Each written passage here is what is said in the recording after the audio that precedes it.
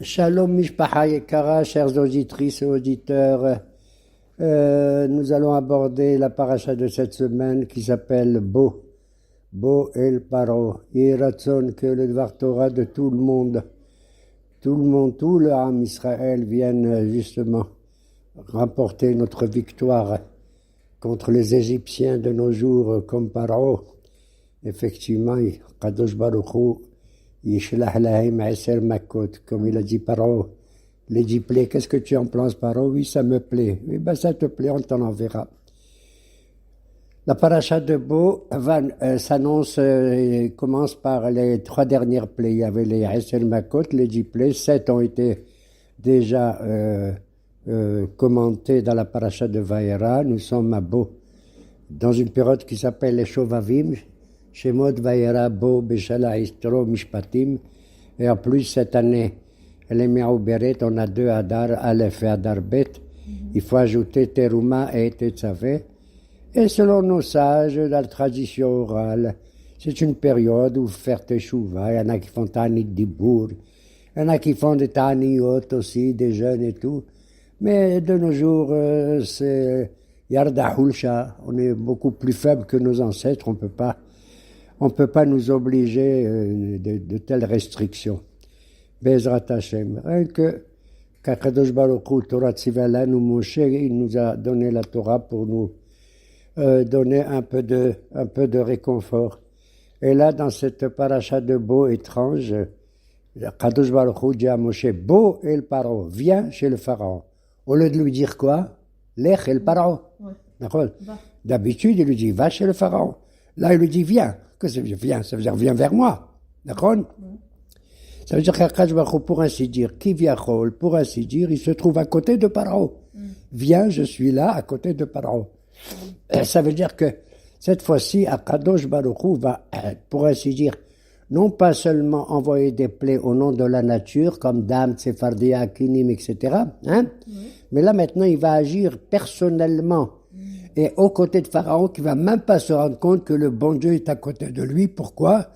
Parce que le Pharaon, il marche a toujours dit, Li Yeori Vane Asitini. Le Nil m'appartient. Le Nil, c'est le pouvoir économique fantastique de cet empire. C'était un empire, l'Égypte, à l'époque. Et je me suis créé moi-même. Il a dit, tu vas voir, qu'est-ce que tu vas te créer? Tu sais ce que tu me rappelles, Pharaon, dit le bon Dieu, tu me rappelles le Nahash. Le Nahash qui était où, au Gan Eden, Nachon. Et à cause de lui, on a eu tous les problèmes. Et il y a eu justement le décret d'Akadosh Baruch Hu que les hommes vont mourir au lieu de vivre éternellement avec le Etz HaHaïm. D'où je sais que Paro, maintenant c'est le Nahash. Si tu prends le mot Paro, P, Resh, Ain, He, quelle est la valeur numérique? Ça fait exactement 355. P, Resh, Ain, He, 80, 200, 70 et 5, ça fait 355. D'accord? Tu ajoutes Bo, le B et le Aleph, c'est 3. Ça fait 358. C'est quoi 358? Nahash, Nun, He, Chin. D'ailleurs, qui c'est qui va gagner le Nahash? C'est celui qui a la même valeur numérique que lui, qui c'est? Mashiach. Mashiach, 358 aussi. Alors il lui a dit, alors Moshe il réfléchit, il dit, je comprends pas. Comment Hachem, il est à côté de Paro? Oui, je suis à côté de lui pour justement lui montrer que celui qui a endurci le cœur de Pharaon pendant les 5 dernières plaies surtout, parce que pendant les 5 premières, c'est le Pharaon qui avait des tribaux, qui ont durci ses terrible. Il a dit maintenant, même s'il veut vous faire sortir, je veux pas. Je veux lui endurcir le cœur pour que sa punition soit vraiment beaucoup plus grande. Nachon? Alors, Moshe dit, mais je comprends pas. À chaque fois que tu m'envoies pour une plaie, le Pharaon, il a une double face, c'est un menteur. Il dit une chose et le contraire, Nachon? Oui, vous pouvez sortir et tout. Prie pour nous délibérer de cette plaie. Et moi, je le libère. Qu'est-ce qu'il fait? Non, vous ne sortirez pas. C'est un double face, Nachon? Il a 2 visages, il a 2 têtes, ce bonhomme. Une qui dit oui, une qui dit non. Ça me rappelle un machal, une histoire, une petite parabole pour illustrer ça. C'est l'histoire d'une famille. Le père, Lo Alenu, il a quitté ce monde et il a laissé l'héritage à distribuer à ses enfants. Et tous les enfants, donc, devaient mériter leur héritage selon la halakha.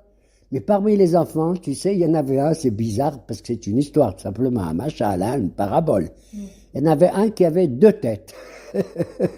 Alors, celui qui avait 2 têtes, il a dit, moi, je suis désolé, je ne reçois pas une part d'héritage, mais je reçois double part, 2 parts d'héritage. Il a dit, pourquoi? Il aurait dit, parce que je ne suis pas une personne, je suis 2 personnes. Il a dit, pourquoi tu es 2 personnes, toi? Oui, j'ai 2 têtes, donc je suis 2 personnes. Alors ils ont dit, bon, on va aller voir Shlomo HaMelech, qui est un grand sage, Nachon, et il va décider si c'est 2 personnes ou pas. Ils arrivent tous devant le phare de Shlomo HaMelech. Shlomo HaMelech regarde le bonhomme à double tête, et il dit à son serviteur, Shlomo, va me chercher, va me faire bouillir de l'eau. Bouillante, bouillante, bouillante. Il est allé, il a ramené une bouteille d'eau bouillante comme ça. Shlomo, il a dit à son serviteur, tu vas verser l'eau bouillante sur une des 2 têtes. Wow. Il a versé sur une des 2 têtes, elle s'est mise à crier, mais l'autre tête aussi, elle s'est mise à crier, à hurler, aïe, aïe, aïe, aïe, les 2 têtes criaient. Alors Shlomo, il a dit, tu vois, c'est la preuve que tu n'es pas 2 personnes, tu es une seule personne. Nachon, c'est exactement une seule personne. Et c'est ça ce qu'Akadosh Baruch Hu, il a dit, Atasher ta'alalti b'Mitzrayim. D'une façon, je me suis moqué des Égyptiens de cette manière. Et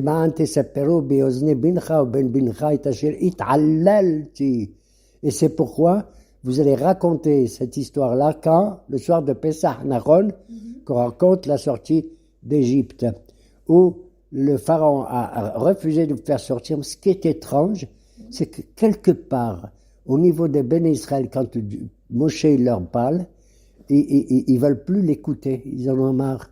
Ils ont dit, et à tel point que Moshe a dit, je leur parle, ils veulent pas m'écouter. On a l'impression que malgré le danger et la difficulté d'être des esclaves, ils veulent pas sortir. Ils savent pas où ils vont aller. Tu comprends? C'est quelqu'un, quand il est dans le drame, dans la ramma comme ça, tu viens lui parler pour dire, je vais te donner des conseils pour sortir et tout, il t'écoute même pas. Il est plongé dans sa douleur, comme Iyov, le pauvre Iyov, Nachon, comme Iyov. Alors cette paracha, justement, elle va nous raconter les 3 dernières plaies. Les 7 premières plaies, elles sont historiques, pour ainsi dire. Detzar, Dan, Sephardi, Akinim, on a dit, c'est par rapport aux 3 patriarches, Abraham, Yitzhak et Yaakov. Abraham, parce qu'il revient de l'autre côté du fleuve, c'est le Nil, c'est le Dam. Tzfardeya, c'est les grenouilles, c'est Yitzhak, qui est prêt à donner sa vie pour Dieu, la Akedah. Et on a appris dans la Torah que les Tzfardeim, ils sont rentrés dans les tanourim, dans les fours, avec les pâtes qu'ils ont voulu faire cuire, Nachon. Donc ils ont fait leur propre Akedah, pour ainsi dire, ça rappelle Yitzhak. Et Yaakov, avec nous, c'est les Kinim. Les Kinim, c'est les poux. Les magiciens et sortilèges égyptiens n'ont pas été capables de faire les Kinim, parce que c'est une créature très plus petite qu'un grain d'orge, Nachon. Et ça rappelle qui? Ça rappelle Yaakov. Pourquoi? Yaakov, malgré toutes ses souffrances avec Laban, l'affaire de Dina et Yosef et tout, il a dit au bon Dieu, Katonti, Mikola Hasadim ou Mikola Emet. Je suis plus petit, tu entends? Pour mériter tous les bienfaits que tu veux me faire. En vérité, mon Dieu, c'est la vérité, c'est comme ça. Katonti. Il était plus petit que les poux, que les kinim. À tel point, quand il voudra être enterré en Israël, il a dit, ne m'enterrez pas en Égypte, mais en Israël, parce que je veux pas que les kinim, les poux, ils viennent dans mon corps à moi. D'accord? Ça, c'est des tsars. Maintenant, Adash, Arov, Deber Shehin, Arov, c'est par le mérite de Yosef. Pourquoi? Parce que les bêtes sauvages qui sont venues attaquer les Égyptiens n'ont pas été capables d'entrer dans le territoire de Goshen. Et Goshen a été donné, Yosef les a donnés au peuple d'Israël pour qu'ils soient un peu loin des Égyptiens. D'accord? Un territoire indépendant. C'est le Arov, le mérite de Yosef. Adash. Après, il y a Deber, Shehin et Barad. Le pharaon, il a dit, d'accord, ok, vous maintenant, vous avez quelques mérites, mais l'origine de l'humanité, elle est pareille, vous et nous, les Égyptiens, les Juifs, les Chinois, les Japonais et les Belges. Ils ont dit, qu'est-ce que tu racontes? L'origine de l'humanité, nous, on était différents de vous aussi encore. Dieu a vu nos mérites. Comment? Il a dit, Déber, c'est la peste. Déber, c'est la mort qui est venue. C'est à cause de Dora Maboul, la génération du déluge. Hamas, il y a eu des crimes pendant le déluge. Et j'ai sauvé qu'un seul homme qui s'appelle Noah. Et c'est grâce à lui que descendront plus tard les peuples juifs, avec Shem, Ham et Yafet, Nachon, Shem. Ça c'est Déber. Shehin, les pustules.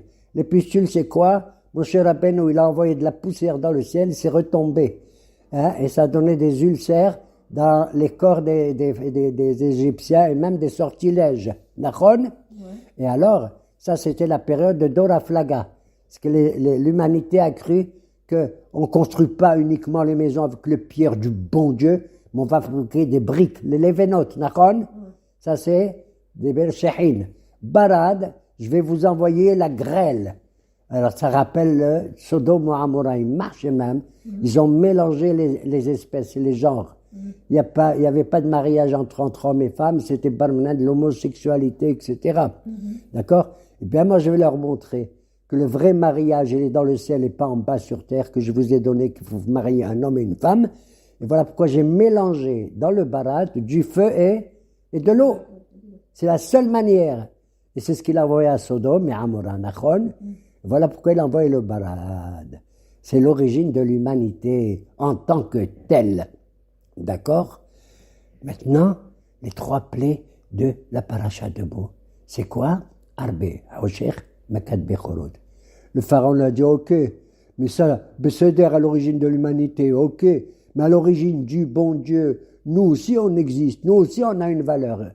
Alors Moshe leur a dit, oui, bien sûr, vous aussi vous avez une valeur, bien entendu, mais vous ne reconnaissez pas. Vous reconnaissez uniquement que la puissance divine est dans la nature, uniquement dans la nature. C'est vrai, mais elle n'est pas que dans la nature, elle est aussi dans le ciel. Il y a un mélange entre la sainteté du ciel et la sainteté de la terre. Oui, alors, la preuve, c'est à l'origine de l'humanité. Il a envoyé la Arbe et les sauterelles.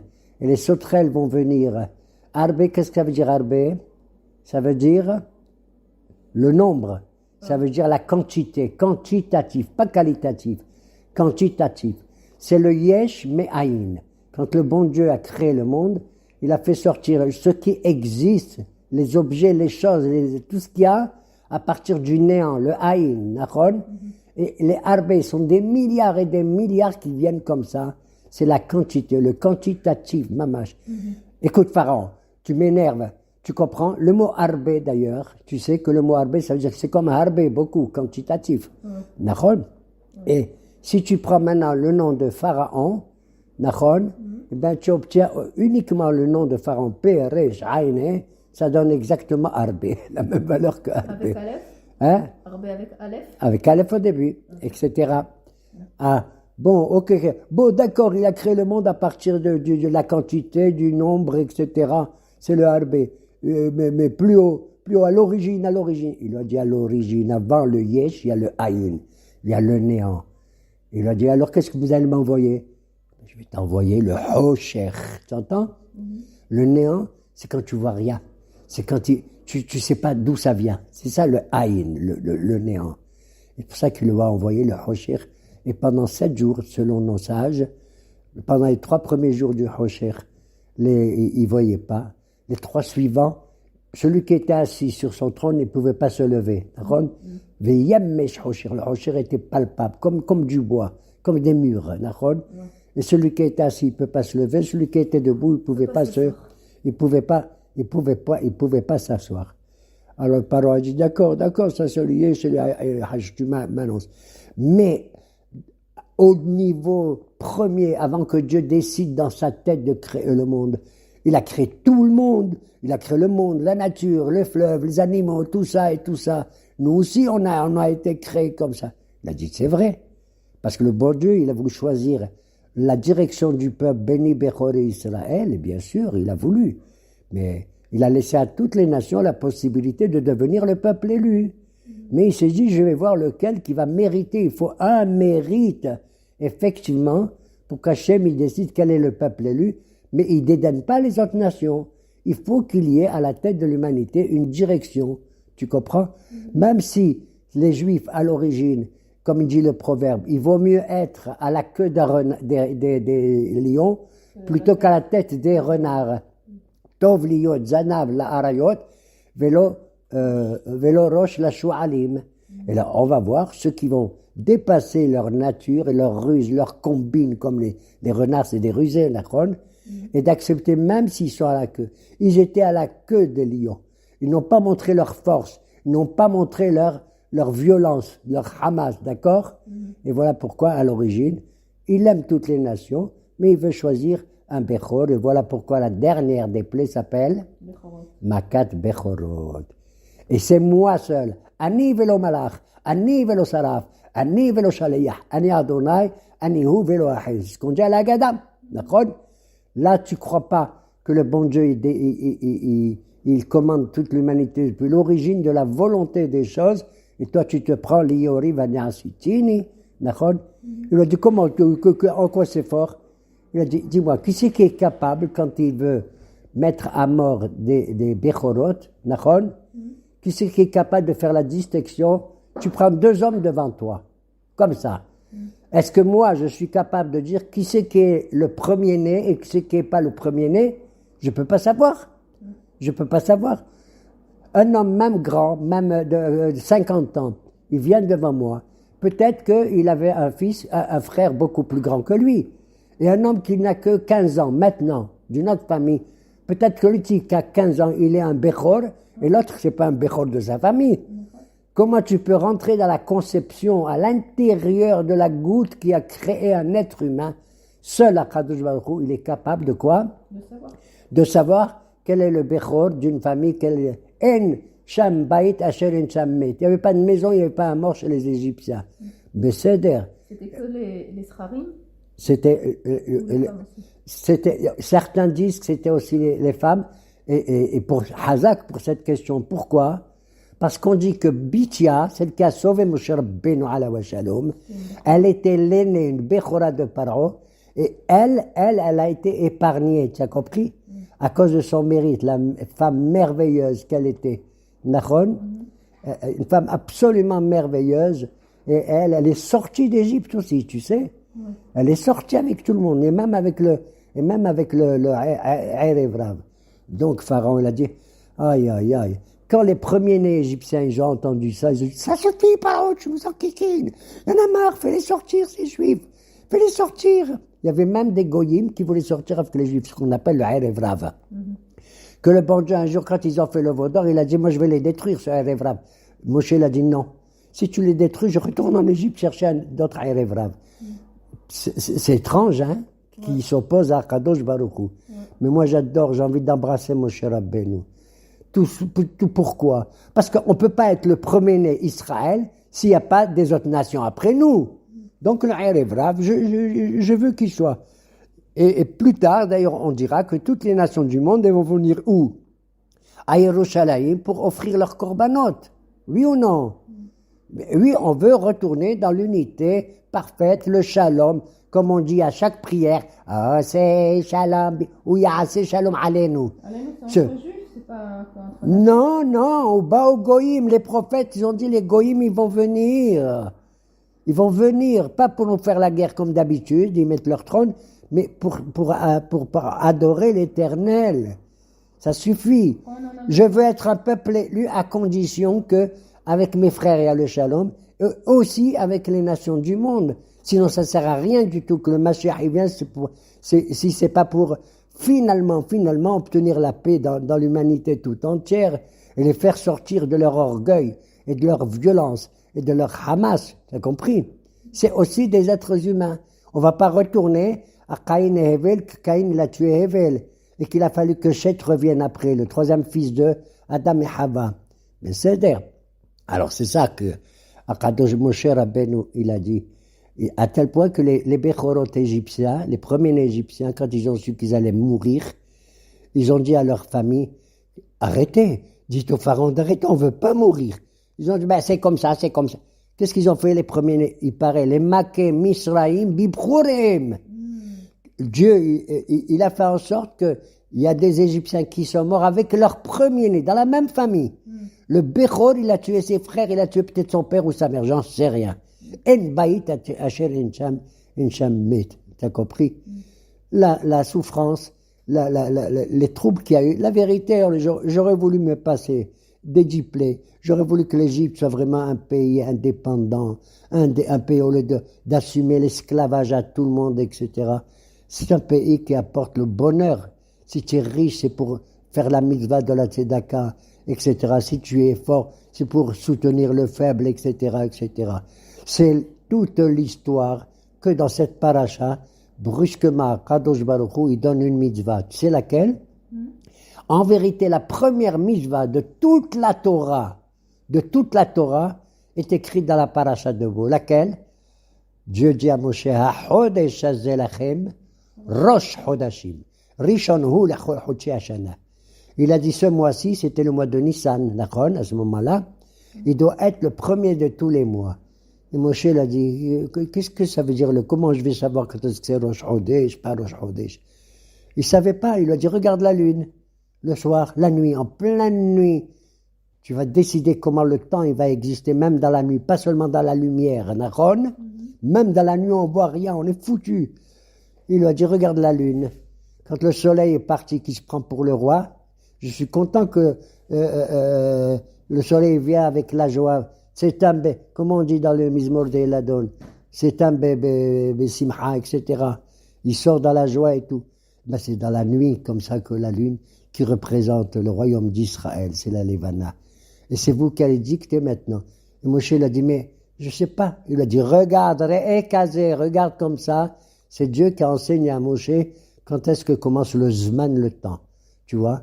Quand tu vois des objets, tu écoutes? Quand tu vois des objets, tu sais dire ça c'est une table, ça c'est une chaise, ça c'est un divan, ça c'est un mur. Nachon? Tu vois ça. Dis-moi, comment on dit des objets en hébreu? Des choses. Non, un autre. Il y a un Hazak, il y a un Hacham, Abanteli, Déborah. Tu sais comment on appelle des objets, des choses? Des barim. Qu'est-ce que ça veut dire des barim? Des mots. Oui. Des mots, des paroles. Dis-moi, nous les Français, entre guillemets, nous les Français, les objets, on les appelle des objets. On les appelle des choses. D'accord? Mais la Torah dit non, c'est pas des choses, c'est pas des objets. C'est quoi? C'est des paroles. Relba. Les objets, une table, c'est des paroles? Il te dit oui. Une parole, c'est comme s'il y a une intelligence. C'est comme si la table, elle sait que c'est le menuisier qui l'a créée. Une table, une chaise, comme si c'est l'électricien, c'est comme ça, un homme il a créé. Mais l'homme, tu lui dis, c'est vous qui avez créé ça, monsieur? Non, des barim, non. C'est Dieu qui m'a donné la parole. C'est Dieu qui m'a donné l'intelligence. Tu as compris? Que même les objets autour de toi, tu dois leur accorder une certaine, qualité, importance, à leur niveau, bien sûr à leur niveau. C'est ça que ça veut dire à Chodesh. Il y a une nouveauté. Et la nouveauté la plus terrible, une table, c'est une table, je la touche, tout ça. Mais le bon Dieu dit non, tu sais, ce que vous allez ressentir le mieux. De l'eau, tu sens que c'est de l'eau. De la poussière, tu sens que c'est de la poussière. Du feu, tu sais que c'est du feu. Arma. Eshru ahmaim afar. D'accord? Mais il y a une chose que personne ne peut saisir avec ses mains, rien du tout, ni comprendre, c'est le Zman. C'est le temps. Le temps, il passe et tu te rends pas compte, pour ainsi dire. Et le bon Dieu l'a dit, jusqu'à présent, moi j'ai créé le temps, Bereshit bara Elohim Nachon, mais je vais vous donner une mitzvah, c'est de mesurer le temps. Connaître le temps, je vous le livre à vous, les enfants d'Israël. C'est vous maintenant qui avez décidé quand est-ce que c'est le début d'un mois. À Chodesh hazeh lachem, Rosh Chodashim. Vous avez compris? C'est-à-dire qu'on va au-dessus de ce qui est concret, de ce qui est uniquement matériel. Même si le matériel, il a une Kedusha en elle aussi, vous allez monter en haut pour comprendre quelle est la Kedusha d'en bas. Il faut remonter très en haut, lentement. Et vous allez comprendre qu'est-ce que c'est que le Zman. Ah oui? Mais oui! Quand je t'offre un objet, une veste, une robe, quelle bracha tu fais dessus? Shehiyanu, Iqiyimanu, Iganu, la Zeman Azeh. C'est-à-dire, je vois pas uniquement la robe, comme elle est belle, elle est jolie, le costume il est beau et tout ça, d'accord? Mais je dis, c'est quelque chose qui apporte quelque chose de nouveau, de beau, de magnifique dans ma vie. Je suis un invité de Dieu. Qu'est-ce que ça veut dire? Chez Ganoula Zeman. Comment on dit un invité en hébreu? Mouzman, d'accord? Quand tu es mouzman, ça veut dire que l'autre, il te considère quelque part. Il t'a invité. Tu as compris? Et il t'offre, il te donne, il te considère. C'est la plus belle mitzvah qu'il y a Ben Adam, la Havero, dans le temps, même dans le Zman, comme ça. Beseder. Voilà pourquoi il nous a donné cette mitzvah qu'on fait à Pessah. Nachon, une fête nouvelle, pendant le premier mois de l'année. Jusqu'à présent, le premier mois, tu sais qu'est-ce que c'était pour certains? C'était le mois de Tishri. Rosh Hashanah. Il y a Rosh Hashanah. Bon, je dis arrêtez. Étudiez la Gemara de Rosh Hashanah, vous allez voir. Il y a plusieurs têtes d'année, plusieurs mois. Nachon. Où il y a, par exemple, le mois de Tammuz, incroyable, mais vrai, tu sais ce que c'est? C'est le nouvel an des animaux. C'est ça. Et le mois de... Tiens, on en parlera plus tard. Il y a le nouvel an de qui? Tu sais de qui? Là, je deviens dingue. Des arbres. Des arbres, tout Bishvat. C'est tout Bishvat. Rosh Hashanah Laïlan. Ok? Tu dois avoir une nouveauté dans chaque chose que tu regardes. Et c'est ça qui te donne de l'espérance. C'est pas le passé, c'est comme le présent, et comme le présent, c'est comme l'avenir. Et non. Chaque chose, il apporte sa nouveauté. C'est ça que veut dire le mot Hodesh. Hadash. Tu sens quelque chose de neuf, de nouveau, que tu montes de degrés sans arrêt comme ça. Alors, le pharaon, il a dit, bon, ok, j'accepte. Adonai Asadik, Wani Ami Arshaim. T'as compris? Regarde les Rachet Tebot. Dieu, il est Sadik, et moi et mon peuple, on est des Rishaim. Adonai Asadik. Quelle est la première lettre de Adonai? Aleph. Non! Yudke Vavke. Ah, oui. Yud. Adonai Ha-Tzadik. Oui. Va'ani. Vav. Ve'ami. Ok, Vav. Oui. Voilà. C'est Yudke Vavke, Nachon? Il a reconnu maintenant que l'Éternel est à l'origine de tout, et lui, pas du tout. Il a dit, ok, je vais vous dire de partir. Mais dites-moi, vous avez un mérite? C'est le bon Dieu qui a tout fait pour vous sauver. Et vous, qu'est-ce que vous êtes? Alors le bon Dieu, ferme-la. J'ai demandé aux Juifs de faire quelque chose pour qu'ils méritent de sortir grâce à eux aussi. Quoi? Tu sais ce que je vais leur demander? Quoi?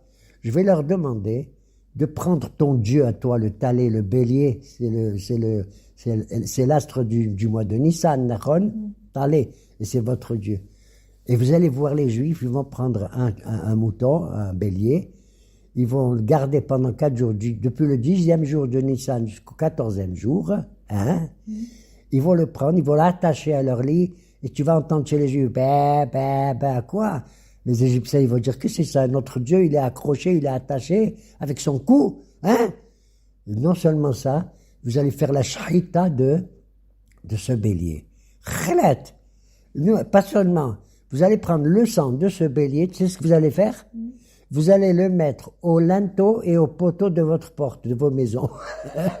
D'accord? C'est ce qu'il a fait. Beshte à mezuzot veha, comment on appelle, j'ai oublié le linteau en hébreu. Bon. Beshte à mezuzot, bashrof, ashrof, voilà. Et ils ont mis du sang, les Juifs, trois marques de sang sur le linteau et les 2 poteaux de la maison. D'accord? Comme ça, verra où à Misrim, et les Égyptiens verront. Nos maîtres, ils savent pas, ils sont en mahlouket. Les Juifs ont toujours un mahlouket dans les halakot. Et ils ont dit, est-ce qu'ils ont mis le sang à l'intérieur de la maison ou à l'extérieur? Et non, il a dit, non, ils ont mis à l'intérieur. Pourquoi à l'intérieur? Pour montrer que le bon Dieu, qui va sauter au-dessus des maisons, parce que le mot sauter, comme on dit en hébreu, sauter, quand il va faire Makat Bechorot, Pasah, al-Batem Israël. L'ifsoah, c'est sursauter. D'accord? Il n'a pas besoin, lui, de voir. Il sait ce qu'il y a à l'intérieur. Et notre rabbin a dit non, c'est à l'extérieur pour que les Égyptiens, ils voient ça. Peu importe. On a un mérite. On a eu le courage, maintenant, de prendre l'idolâtrie des Égyptiens, la plus importante sur le Talé, et de prendre son sang, etc.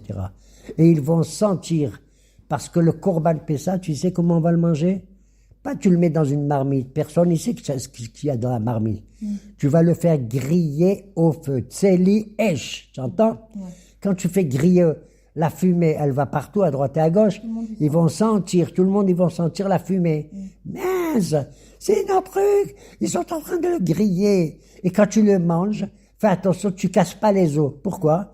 Comme ça, on reconnaît que c'est les os d'un bélier. Vous allez tout faire pour qu'on reconnaisse ça. Non seulement, pas un seul vous mangez. Vous allez faire le Korban Pessah et vous allez désigner l'Imnouyav, tous les gens qui vont participer à l'avance. Et au moins, chacun il mangera un kazaït. Et vous le mangerez à la fin.